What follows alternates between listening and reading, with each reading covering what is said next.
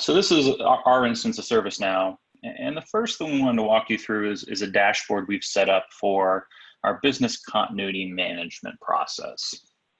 So along the top here, we have two pie graphs, which are just showing us high-level information about our process, including the status of all of our business impact analysis, as well as the status of our threat assessments that are occurring.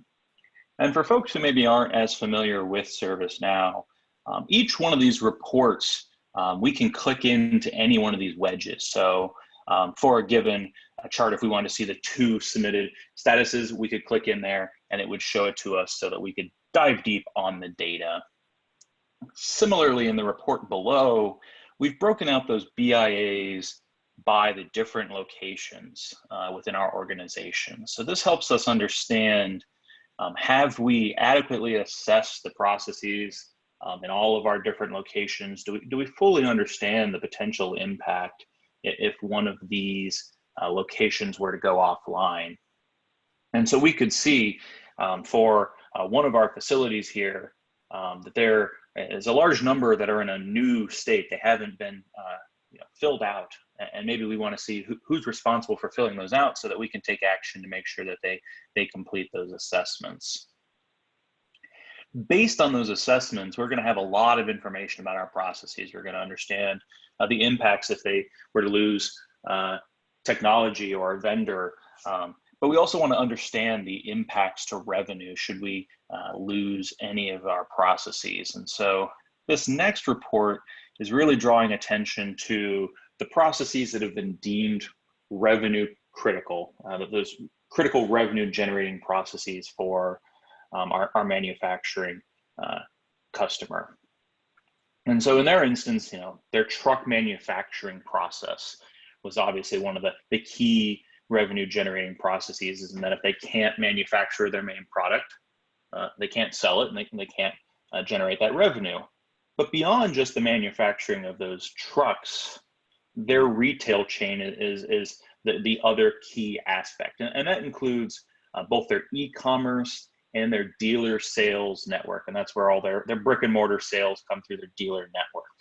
And so, through the assessments that were performed and the analysis our client performed, they realized that prior to the crisis, a majority of their revenue came from brick and mortar, but they wanted to be prepared in case anything did happen. In this instance, it came to fruition through COVID that their e-commerce channel could potentially become a key revenue generating process. So they decided to deem that key for their planning purposes. Beyond just performing an impact analysis, if a particular process were to go offline, we're able to perform threat assessments. And those threats can be anything from earthquakes and floods and tornadoes to fire or pandemics and epidemics or loss of people in generic sense. And it was through an analysis like that they realized that their dealer sales network would be most at risk if there were any pandemic or epidemic scenarios, or if there was a loss of personnel, key personnel in the network. And so it was this threat analysis that helped them realize that this is some focus they need to put towards their business and how they need to be prepared for their e-commerce solution. And the other key threat assessment here is specifically for our Rockville, Maryland shipping facility. And they performed a site assessment and to understand what would be the impact to our pick, pack, and ship group if that same scenarios were realized. And again, those pandemic scenarios obviously very applicable to what's going on in the world.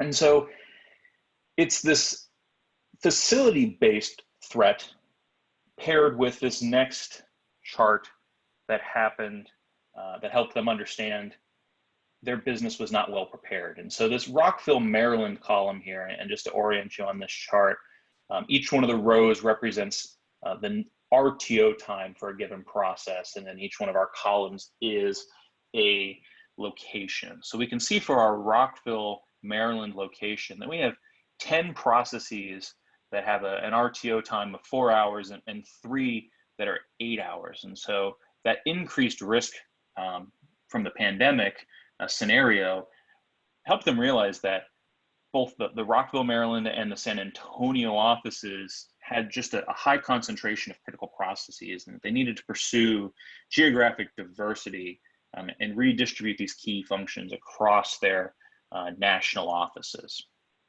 especially when compared to some of their other offices where there's hardly any critical processes in place.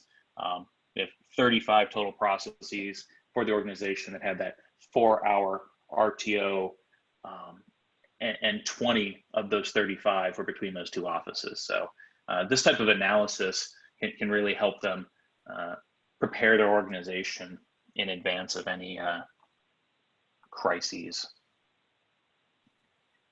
The last report I want to draw your attention to is allowing us to view vendor dependencies.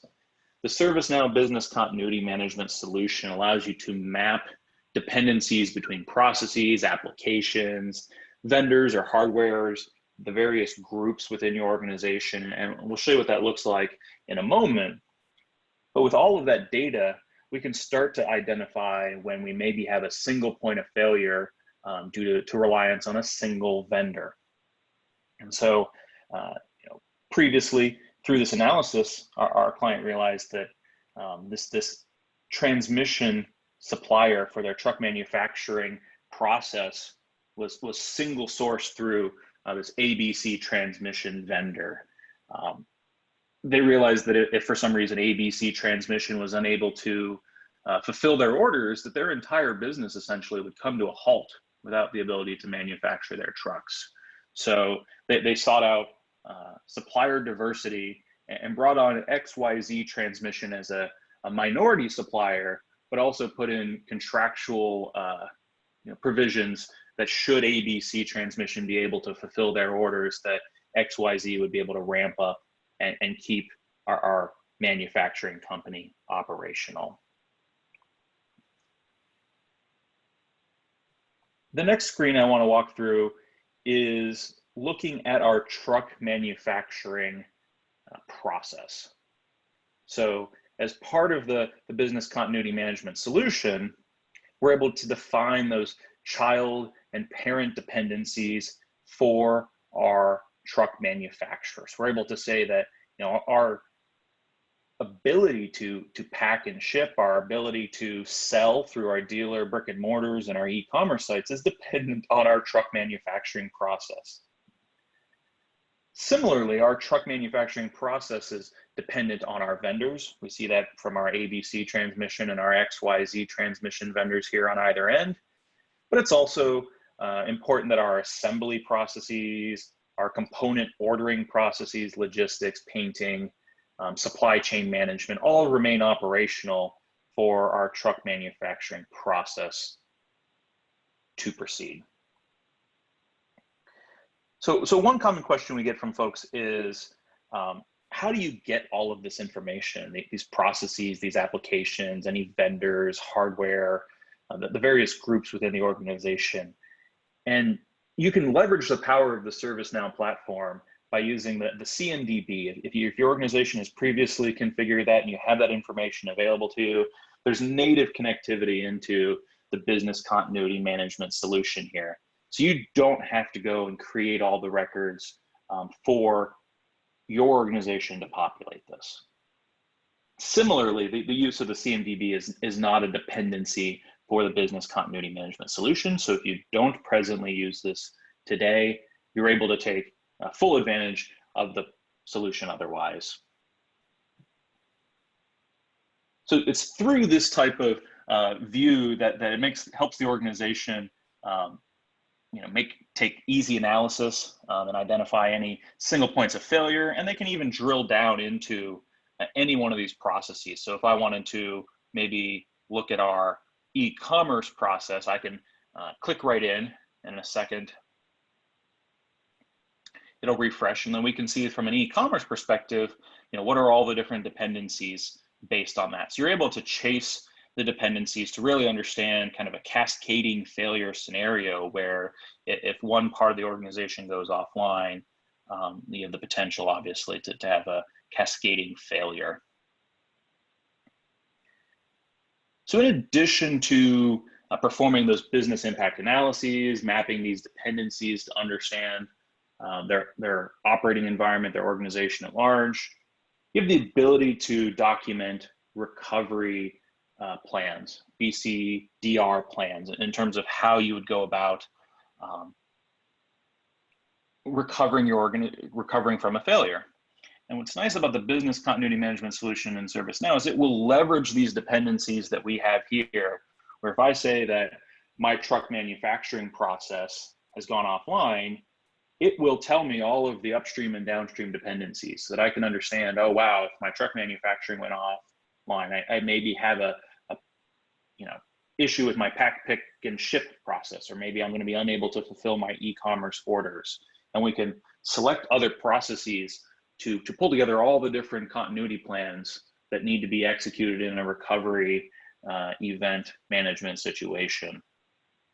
And through those recovery events, we can obviously take action should we have a realized downtime or loss of process. But you can also perform exercises. And the exercise for our client was key in understanding a few things. So that they ran an exercise that if for some reason a key vendor went offline and they chose their transmission supplier, and if all of our corporate offices had to work remote, how would our business survive? And so they realized two key points in their exercise. The first is that they needed to increase their VPN capacity. They needed to make sure that if they find themselves in an all remote workplace scenario, that the business can continue. And so they took that action based on this exercise to ensure that their VPN capacity would be able to support the entire organization. And they looked for supplier diversity based on the identification that the transmission supplier was a single point of failure for the entire organization's ability to generate revenue on a day-to-day basis. So through these recovery events, we're able to identify participants, making sure that the right folks are involved, either from an exercise perspective or if this is an actualized event. And we can appoint individuals to the various different roles that we may need to run our recovery. So we maybe need an incident commander, different officers for security or liaison, and the different leads from an operation, planning, logistics, and finance side. Similarly, we can rope in the various sponsors, the contributors of this process. And this links to the user groups and the users that are already in ServiceNow. So there's no additional configuration necessary. But as part of this particular plan, we're able to see this recovery event, we're able to see all the plans and all the tasks that were undertaken. And for each one of the plans, we can specify the priority of a given task. So if one of our first tasks needs to be to notify the continuity team or the disaster recovery team, we can make sure that that's the first action that occurs. But we can also specify some lower priority tasks that should the recovery team have bandwidth, we want to take on. And so when you take all of these plans into a recovery event, it shows you the amalgamation of all the different plans sorted by your priority to make sure that you're able to take the appropriate action. I think maybe we have a question. And on the Q&A. So the question is, does the BCM dependency map automatically update the GRC workbench risk dependency maps, or is there a native relationship between the two? Travis, feel free to jump in here, but there's a ability to have a native connection between the BCM solution and the GRC stuff so that you can form your processes based on these recovery events. And so, yeah, that's right. So that would affect your impact, as well as you can have that likelihood as well as that impact change on your risk dashboard. Correct.